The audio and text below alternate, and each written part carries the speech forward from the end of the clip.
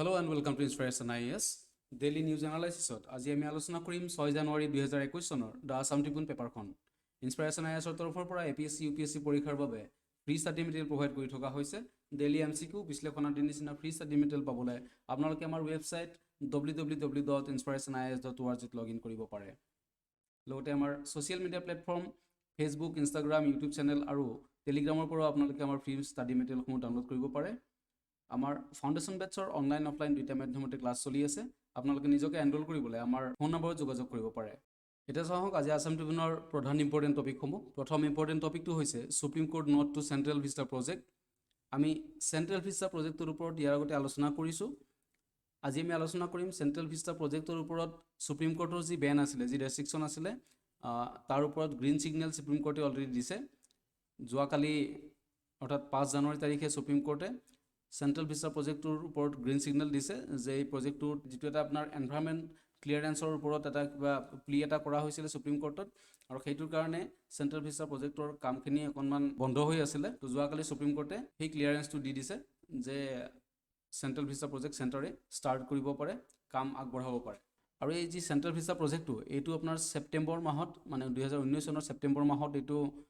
Announce কৰা হৈছিলে চেণ্টাৰৰ ফালৰ পৰা, য'ত আপোনাৰ কি কৰা হ'ব, ট্ৰাইএংগুলাৰ পাৰ্লিয়ামেণ্ট বিল্ডিং এটা বনোৱা হ'ব, যাৰ কেপাচিটি হ'ব 900 to 1200 MPs বহিব পাৰিব, আৰু যিটো 2022 চনৰ আগষ্ট মাহৰ ভিতৰত কমপ্লিট হোৱাৰ এটা পচিবিলিটি আছিলে। Then central vista project will be covering a 3 kilometre stretch from ৰাষ্ট্ৰপতি ভৱনৰ পৰা ইণ্ডিয়া গেটলৈ, যি আপোনাৰ 3 কিলোমিটাৰৰ ৰাস্তা, সেই ৰাস্তাটোৰ গোটেইখিনি সাঙুৰি লোৱা হৈছে এই চেণ্ট্ৰেল ভিস্টা প্ৰজেক্টত। আৰু এই চেণ্ট্ৰেল ভিস্টা প্ৰজেক্টৰ আণ্ডাৰত এটা কমন চেণ্ট্ৰেল ছেক্ৰেটেৰিয়েটো হ'ব, যিটো আপোনাৰ 2024 ভিতৰত সম্পূৰ্ণ হৈ উঠিব বুলি আশা কৰা হৈছে। The next important topic is 72nd republic day of India, Boris Johnson cancels India visit. ভাৰতৰ 72তম গণৰাজ্য দিৱসৰ যি মুখ্য অতিথি হিচাপে আমন্ত্ৰণ কৰা হৈছিলে ব্ৰিটিছ প্ৰধানমন্ত্ৰী বৰিছ জনছনক, তেখেতে ভাৰতৰ প্ৰধানমন্ত্ৰী নৰেন্দ্ৰ মোদীক যোৱাকালি জনাইছে যে তেখেতে এই যি ৰিপাব্লিক ডে চেলিব্ৰেশ্যন তাত উপস্থিত থাকিব নোৱাৰিব, যিহেতু আমি সকলোৱে জানো যে লণ্ডনত কি হৈছে, new variant of corona virus already আহি গৈছে, আৰু তাৰ কাৰণে তেখেতে এই যিটো ভিজিট, ইণ্ডিয়া ভিজিট, সেইটো তেখেতে কেঞ্চেল কৰা বুলি প্ৰধানমন্ত্ৰী মোদীক সদৰি কৰিছে। চ' এই নিউজটো আমাৰ কাৰণে কি কাৰণত ইম্পৰ্টেণ্ট যে যি 72তম ৰিপাব্লিক ডে ভাৰতৰ, তাত কাক মুখ্য অতিথি হিচাপে আমন্ত্ৰণ কৰা হৈছিলে, সেইটো হ'ল আমি গম পালোঁ যে ব্ৰিটিছ প্ৰধানমন্ত্ৰী বৰিছ জনছন। আৰু ইয়াৰ লগত সংগতি দেখি আমি দুটামান ইনফৰ্মেশ্যন আপোনালোকক দিবলৈ আগবাঢ়িছোঁ। সেইটো হৈছে the initial 4 republic day parades were held at different places. প্ৰথমতে যি ৰিপাব্লিক ডে পেৰেড হৈছিলে সেইটো বেলেগ বেলেগ জেগাত হৈছিলে। প্ৰথমতে ৰেড ফৰ্টত একবাৰ হৈছিলে, তাৰপিছত ৰামলীলা গ্ৰাউণ্ডত হৈছিলে, আইৰিন ষ্টেডিয়ামত হৈছিলে, আৰু কিংছৱেত হৈছিলে। তো এইটো কিমান 1950 পৰা 1954ৰ ভিতৰত এই 4টা জেগাত হৈছিলে। কিন্তু যি ৰাজপথত আমাৰ ৰিপাব্লিক ডে পেৰেড হয় সেয়া 1955ৰ পৰা কনষ্টেণ্টলি কৰি অহা হৈছে। মানে ৰাজপথত 1955ৰ পৰা ৰিপাব্লিক ডে পেৰেড প্ৰদৰ্শন কৰি থকা হৈছে। এতিয়া আমি যিহেতু বৰিছ জনছনৰ কথা ক'লোঁ, আমাৰ এইবাৰৰ যি গণৰাজ্য দিৱসৰ মুখ্য অতিথি হিচাপে আমন্ত্ৰণ কৰা হৈছিলে, এতিয়া আমি এইটো আপোনালোকক কৈ দিছোঁ যে যি প্ৰথম চিফ গেষ্ট আছিলে ইণ্ডিয়াৰ ৰিপাব্লিক ডেৰ, যি প্ৰথম চিফ গেষ্ট সেয়া কোন আছিলে, ইণ্ডোনেছিয়ান প্ৰেছিডেণ্ট সুকাৰ্ণ, তেখেত আছিলে প্ৰথম মুখ্য অতিথি ৰিপাব্লিক ডে পেৰেডৰ কাৰণে। আৰু 2019ত কোন আছিলে, president Cyril Ramaphosa of South Africa, আৰু 2020ত president Jair Bolsonaro of Brazil. So' এনেকুৱা ধৰণৰ কুৱেশ্যন কেতিয়াবা পৰীক্ষাত অহাৰ চান্স থাকে, গতিকে আমি জনাটো ভাল যে ইণ্ডিয়াই কাক মুখ্য অতিথি হিচাপে ৰিপাব্লিক ডে পেৰেডত মাতে। চ' প্ৰথমতে কি কৰা হয় যে যি গণৰাজ্য দিৱস আমাৰ, সেই গণৰাজ্য দিৱসৰ 6 মাহ আগত ভাৰতৰ ফালৰ পৰা কি কৰা হয়, আমাৰ দেশৰ লগত যি ভাল সম্পৰ্ক থকা দেশ, সেই দেশৰ প্ৰধানমন্ত্ৰী বা ৰাষ্ট্ৰপতিক বা গভৰ্ণমেণ্টক বা সেই দেশৰ চৰকাৰক কি কৰা হয়, এখন ইনভিটেশ্যন লেটাৰ এখন দিয়া হয়। আৰু এই ইনভিটেশ্যন লেটাৰখন পঠোৱাৰ আগতে আমাৰ দেশৰ প্ৰধানমন্ত্ৰীৰ এপ্ৰুভিল ল'ব লগা হয়, আৰু সেই এপ্ৰুভিলটো লোৱাৰ পিছতে আমাৰ যি প্ৰেছিডেণ্ট বা ৰাষ্ট্ৰপতি, সেই ৰাষ্ট্ৰপতিৰ ক্লিয়াৰেঞ্চ লাগে। গতিকে এইখিনি প্ৰচেছ হোৱাৰ পিছতহে ৰিপাব্লিক ডে পেৰেডৰ কাৰণে আমি এজন চিফ গেষ্ট মাতিব পাৰোঁ, আমন্ত্ৰণ কৰিব পাৰোঁ। আৰু এই যে চিফ গেষ্ট আমন্ত্ৰণ কৰাৰ প্ৰক্ৰিয়া, সেই প্ৰক্ৰিয়াটো এইটো কাৰণতে কৰা হয় যাতে যিখন দেশৰে ৰাষ্ট্ৰপ্ৰধানক আমি আমন্ত্ৰণ কৰিম সেই দেশখনৰ লগত আমাৰ এটা বাইলেটাৰেল যিটো ৰিলেশ্যনশ্বিপ সেইটো যাতে বৰ সুন্দৰভাৱে মেইনটেইন হৈ থাকে আৰু লগতে আমাৰ যি কালচাৰ যি কালচাৰেল ডাইভাৰ্চিটি সেইটো শ্ব' কৰিবলৈ আমি আমন্ত্ৰণ কৰোঁ এখন দেশৰ ৰাষ্ট্ৰপ্ৰধানক আমাৰ মুখ্য অতিথি হিচাপে। নেক্সট ইম্পৰ্টেণ্ট টপিকটো হৈছে Kaladan multi modal transit transport project. Parliamentary panel irked at slow' pace of work trilateral highway Kaladan transport project. যি Kaladan multi modal transit transport project তাৰ যিটো কাম সেইটো খুব লেহেমীয়া গতিত হোৱা বুলি পাৰ্লিয়ামেণ্টেৰী পেনেলে এক্সপ্ৰেছ কৰিছে। চ' আমাক পৰীক্ষাত ইয়াৰ কাম খৰতকীয়া হৈছে নে লেহেমীয়া হৈছে সেইটো ইমান মিন নকৰে। আমাক মেইন কথাটো হ'ল যে এই Kaladan multi modal transit transport project সেইটো কি হয় আৰু এইটো কোনকেইখন দেশৰ মাজত কিহৰ কাৰণে এইটো এষ্টাব্লিছ কৰা হৈছিলে সেইটো আমি জানি লওঁ। The Kaladan road project is a $484 million project connecting the eastern Indian seaport of Kolkata with Situate seaport in Rakhine state of Myanmar by sea. So Kolkata ভাৰতৰ যি কলকাতা আৰু ম্যানমাৰৰ ৰাখাইন ষ্টেটৰ যি চিটুৱে পোৰ্ট সেই চিটুৱে পোৰ্টৰ মাজত এটা কানেক্টিং লিংক যিটোক নাম দিয়া হৈছে Kaladan multi modal transit transport project. So' আমি যদি মেপখনত চাওঁ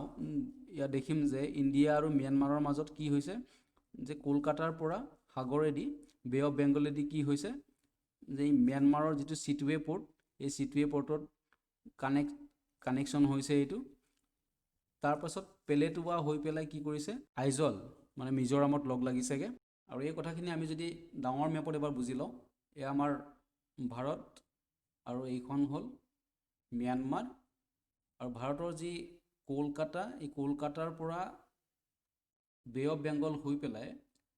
ম্যানমাৰৰ যি ৰাখাইন ষ্টেটত থকা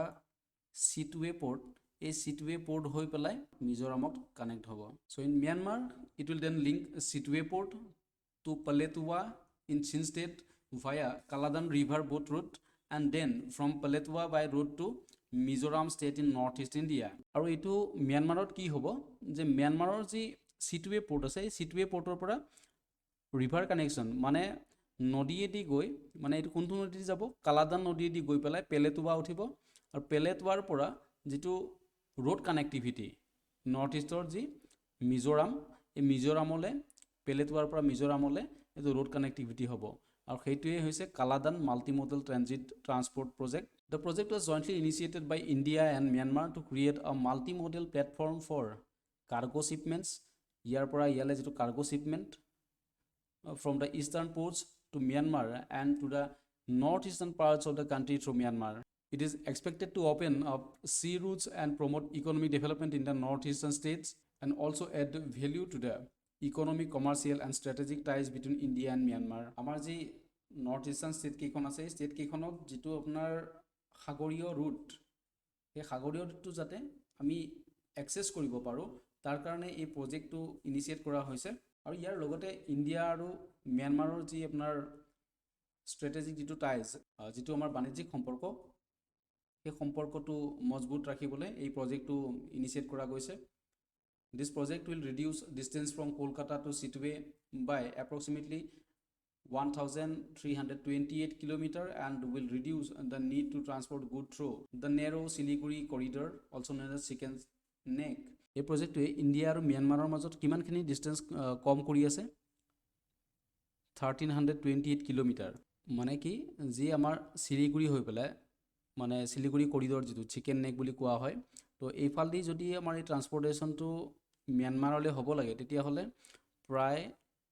1,328 কিলোমিটাৰ ডিষ্টেঞ্চ এইটো কাভাৰ কৰিব লাগে। তো আৰু এই প্ৰজেক্টটো হোৱাৰ পৰা কি হৈছে এই যি 1,328 কিলোমিটাৰ এইটো ৰাহি হৈ যায় আৰু এইফালে ইজিলি যি ট্ৰান্সপৰ্টেশ্যন আছে সেয়া ডাঙৰ কাৰ্গোৰে এইটো মুভ কৰিব পৰা যায় আৰু ইয়াত ৰোড কানেক্টিভিটিত বহুতখিনি ৰিস্কো আহি যায়। গতিকে এই ৰুটটো খুবেই সুচল বুলি গণ্য কৰা হৈছে আৰু সেইকাৰণে ইয়াৰ যি ইনিচিয়েশ্যন এইটো কৰা হৈছিলে। আৰু কালাদান নাম কিয় দিয়া হ'ল কাৰণ ম্যানমাৰৰ যি কালাদান নদীৰে এই ট্ৰান্সপৰ্টেশ্যনটো পাৰ হ'ব চিটুৱে পোৰ্টৰ পৰা পালেটুৱালৈ সেইটো কাৰণতে এই প্ৰজেক্টটোৰ নাম কালাদান মাল্টি প্ৰজেক্ট দিয়া হৈছিলে। So' next important topic India get its first women team in register compete. ভাৰতৰ যি ৰেজিষ্টাৰ মেনেজমেণ্ট আছে সেই ৰেজিষ্টাৰ মেনেজমেণ্টত মহিলাসকলক পোনপ্ৰথমবাৰৰ বাবে সন্নিৱিষ্ট কৰা হৈছে an all women team of freshly trained National Disaster Response Force personnel was recently deployed for contingency duties on the banks of Ganga River in Uttar Pradesh. তো ৰিসেন্টলি কি হৈছে গংগা নদীত উত্তৰ প্ৰদেশৰ গংগা নদীত কি হৈছে এনডিআৰএফৰ এটা 100 জনীয়া এটা টিম এনডিআৰএফৰ মহিলা বাহিনী এটা ডিপ্লয় কৰা হৈছে পোনপ্ৰথমবাৰৰ বাবে যাক কি নাম দিয়া হৈছে the first women rescuers team is on ground তো প্ৰথম যি উইমেন ৰেস্কিউয়াৰ টিম সেয়া এনডিআৰএফত আহি গৈছে আৰু সেইটো আমাৰ কাৰণে খুবেই ভাল কথা যে মহিলা সবলীকৰণৰ ক্ষেত্ৰত এইটো এটা অন্য এটা পদক্ষেপ NDRF director general S N প্ৰধান told that as per authorization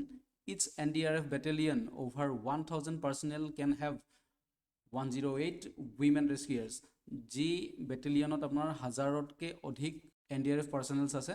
তাত কি কৰা হ'ব 108 গৰাকী উইমেন যি ৰেস্কিউয়াৰ তেখেতসকলক ডিপ্লয় কৰা হ'ব সো এইটো মেইনছৰ কাৰণে খুব এটা ইম্পৰ্টেণ্ট কথা এটা খুব ইম্পৰ্টেণ্ট পইণ্ট হয় যে যি মহিলা সবলীকৰণ বা উইমেন্স এম্পাৱাৰমেণ্টৰ ক্ষেত্ৰত মহিলাৰ এটা পদক্ষেপ নতুন এটা পদক্ষেপ যিটো আমি এড কৰিব পাৰিম যে এনডিআৰএফত মহিলাসকলৰ অন্তৰ্ভুক্তিয়ে কি কৰিছে দেশৰ যি ডিজাস্টাৰ মেনেজমেণ্ট তাতো আমাৰ মহিলাসকলে সমানে সমানে হাত আগবঢ়াই আছে নেক্সট ইম্পৰ্টেণ্ট টপিকটো হৈছে ASARCORNIS SCUTULATA আসাম ট্ৰিবিউনৰ এটা খুব জনপ্ৰিয় শিতান আপনি দেশ কো জানো সো ইয়াত কি সন্নিৱিষ্ট কৰা হৈছে যি স্পিৰিট বাৰ্ড অফ আসাম বুলি কৈছে বা যিটো দেওহা আমি জানো যে দেওহা কি অসমৰ ইয়েছ দেওহা অসমৰ ষ্টেট বাৰ্ড হয় সো এই যিটো ষ্টেট বাৰ্ড ইয়াক ইংৰাজীত কয় হোৱাইট উইংড ডাক বা হোৱাইট উইংড উড ডাক যাৰ সাইণ্টিফিক নেম হৈছে ASARCORNIS SCUTULATA আৰু অসমীয়াটো ইয়াক দেওহা বুলি কয় আৰু ইয়াক ক'ত পায় ইয়াক জেনেৰেলি পোৱা যায় আপোনাৰ ডিব্ৰু চৈখোৱা নেশ্যনেল পাৰ্কত নামেৰি নেশ্যনেল পাৰ্কত দিহিং পাটকাই ৱাইল্ড লাইফ চেঞ্চুৰীত আৰু নামদাফা নেশ্যনেল পাৰ্কত অৰুণাচল প্ৰদেশত আৰু ইয়াৰ নামটো দেওহা কিয় হ'ল বা ইয়াক স্পিৰিট বাৰ্ড অফ আসাম বুলি কি কাৰণত কোৱা হয় ইয়াৰ যিটো ৰেয়াৰ সাইটিং হয় মানে ইয়াক এই হাঁহটোক খুব কমকৈ দেখিবলৈ পোৱা যায় আৰু হঠাৎ আহি পেলাই আগত পৰেহি গতিকে সেইটো কাৰণতে কি কয় ইয়াক দেওহা বুলি জনা যায় the white winged duck occurs in dense tropical evergreen forest near rivers and swamps নদী কাষৰীয়া অঞ্চলত বা য'ত ধৰক স্ৱাম্পি এৰিয়া থাকে তাত বেছিকেলি এই হাঁহটোৰ সাইটিং দেখা যায় আৰু ই ডেন্স ট্ৰপিকেল এভাৰগ্ৰীণ ফৰেষ্টত ই মেইনলি পোৱা যায় ইয়াক আৰু ইয়াৰ যি আইউচিয়ান ষ্টেটাছ আইউচিয়ান ৰেড লিষ্ট থ্ৰেটেন স্পেচিছত ইয়াক এণ্ডেঞ্জাৰ্ড স্পেচিছ হিচাপে ঘোষণা কৰা হৈছে আৰু ইয়াক যি সাইটছৰ এপেণ্ডিক্স 1ত ইয়াক লিষ্টিং কৰা হৈছে এতিয়া আমি যদি আইউচিয়ানৰ কথা কওঁ তো আইউচিয়ানৰ ফুল ফৰ্ম হৈছে কি International Union for Conservation of Nature and Natural Resources যাৰ আপোনাৰ হেডকোৱাৰ্টাৰ ক'ত আছে ছুইজাৰলেণ্ডৰ গ্লেণ্ডত আছে আৰু এই আইউচিয়ানটো ফৰ্ম কৰা হৈছিলে কিমানত তো 5 অক্টোবৰ 1948ত আইউচিয়ান গঠন হৈছিলে আৰু এইটো গঠন হৈছিলে ফ্ৰান্সত যদিও বা ইয়াৰ হেডকোৱাৰ্টাৰ ফ্ৰান্স ছুইজাৰলেণ্ডৰ গ্লেণ্ডত কিন্তু ইয়াৰ কি হৈছিলে গঠন হৈছিলে আপোনাৰ এই অৰ্গেনাইজেশ্যনটোৰ 5 অক্টোবৰ 1948ত ফ্ৰান্সত আৰু লগতে আমি সাইটছৰ বিষয়েও কৈ দিছোঁ তো সাইটছৰ ফুল ফৰ্ম কি হয় the convention on international trade in endangered species of wild fauna and flora যাৰ হেডকোৱাৰ্টাৰ আছে ছুইজাৰলেণ্ডৰ জেনেভাত আৰু এই যি কনভেনশ্যনটো এইটো প্ৰথম কেতিয়া চাইন কৰা হৈছিলে 3 মাৰ্চ 1973ত আৰু ই বলবৎ হৈছিলে 1 জুলাই 1975ত আৰু ইণ্ডিয়াই কেতিয়া জইন কৰিছিলে ইণ্ডিয়াই চাইন কৰিছিলে এই সাইটছটো 20 জুলাই 1976ত যিটো আপোনাৰ বলবৎ হৈছিলে কাৰ্যকৰী হৈছিলে 18 অক্টোবৰ 1976ৰ পৰা so the next important topic Kochi Mangaluru natural gas pipeline share of natural gas to be more than doubled so দেশৰ প্ৰধানমন্ত্ৰীয়ে কৈছে যে যি নেচাৰেল গেছৰ যিটো শ্বেয়াৰ হ'ব দেশত সেইটো কি হ'ব ডাবল হ'বলৈ গৈ আছে আৰু সেইটো যোৱাকালি অৰ্থাৎ 5 জানুৱাৰী তাৰিখে যি কোচি মাংগালুৰু যিটো গেছ পাইপলাইন সেইটো ইনগ্ৰেট ভিডিঅ' কনফাৰেন্সিঙৰ দ্বাৰা ইনগ্ৰেট কৰাৰ সময়ত তেখেতে কৈছে আৰু এই গেছ পাইপলাইনটো কেৰালাৰ কোচি আৰু কৰ্ণাটকৰ মাংগালুৰুৰ মাজত 450 কিলোমিটাৰ দৈৰ্ঘ্যৰ এটা নেচাৰেল গেছ পাইপলাইন এইটো প্ৰায় 3000 কোটি টকা ইয়াৰ খৰচ হ'ব আৰু তেখেতে লগতে সদৰি কৰিছে যে যি দেশৰ গেছ পাইপলাইন সেয়া ওৱান গেছ পাইপলাইন কৰা হ'ব য'ত আপোনাৰ জনসাধাৰণ তথা ইণ্ডাষ্ট্ৰীলে একেটা পাইপলাইনেৰে এই গোটেইখিনি কাম যি গোটেইখিনি ট্ৰান্সপৰ্টেশ্যন হ'ব গেছৰ the natural gas pipeline network is being doubled at about 32,000 kilometre in 5 to 6 years and CNG station will be raised to 10,000 from current 1,500 যি CNG station আছে compressed natural gas stations এইটো আপোনাৰ বৰ্তমানৰ 1500 পৰা 10,000 লৈ এইটো ইনক্ৰিজ কৰা হ'ব আৰু যিটো ন্যাচাৰেল গেছ পাইপলাইন নেটৱৰ্ক আছে সেয়া 32,000 কিলোমিটাৰলৈ কৰা হ'ব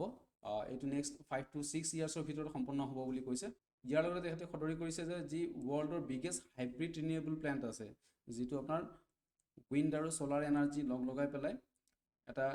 renewable plant hybrid renewable plant তৈয়াৰ কৰি তোলা হ'ব সেয়া অলৰেডি গুজৰাটত কাম ষ্টাৰ্ট হৈ গৈছে সো ইয়াতে আমাৰ বাবে ইম্পৰ্টেণ্ট কথা এইখিনিয়ে যে ৰিসেন্টলি প্ৰাইম মিনিষ্টাৰ মোদীয়ে কোন দুটা জেগাৰ মাজত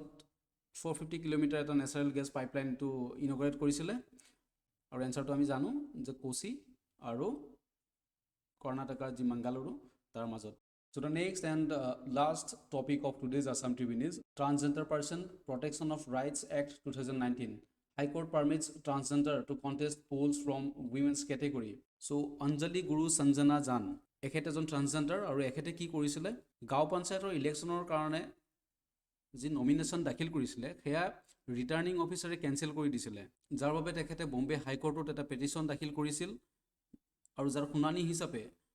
বম্বে হাইকোৰ্টৰ যি ঔৰংগাবাদ বেঞ্চ সন্মানীয় ঔৰংগাবাদ বেঞ্চে এটা ৰায়দানত কৈছে যে তেখেতৰ এই যি ইলেকশ্যনৰ নমিনেশ্যন সেয়া বৈধ আৰু তেখেতৰ সম্পূৰ্ণ ৰাইট আছে আৰু সেই ৰাইটটো ক'ৰ পৰা আহিছে